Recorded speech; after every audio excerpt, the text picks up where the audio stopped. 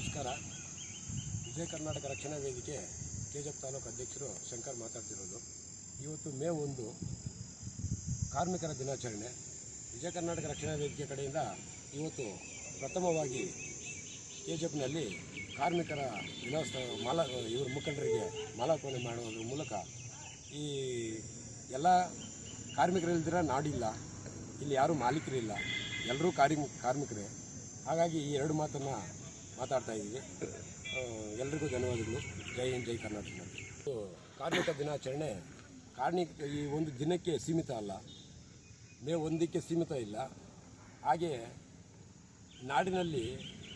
ನಾಡಿನಲ್ಲಿರುವ ಎಲ್ಲ ಕಾರ್ಮಿಕರು, ಪೌರ ಕಾರ್ಮಿಕರು, ಗುತ್ತಿಗೆ ಕಾರ್ಮಿಕರು ಇವರಿಗೆಲ್ಲ ಸರ್ಕಾರ ಸ್ವಲ್ಪ ಒತ್ತು ಕೊಟ್ಟು ಅವರಿಗೆ ಆರೋಗ್ಯ ವಿಮೆ ಮತ್ತು ಆಸ್ಪತ್ರೆ ಚಿಕಿತ್ಸಾ ವೆಚ್ಚ, ಈಗ ಏನು ಈ ಗುತ್ತಿಗೆ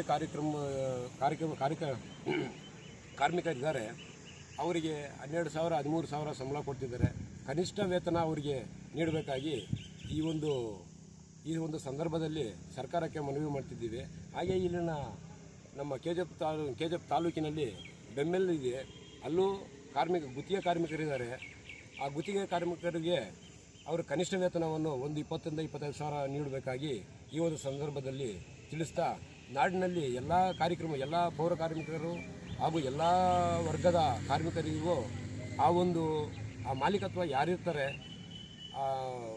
ಯಾವುದೋ ಒಂದು ಇದಾಗಿರ್ಬೋದು, ಫ್ಯಾಕ್ಟ್ರಿ ಆಗಿರ್ಬೋದು, ಖಾಸಗಿ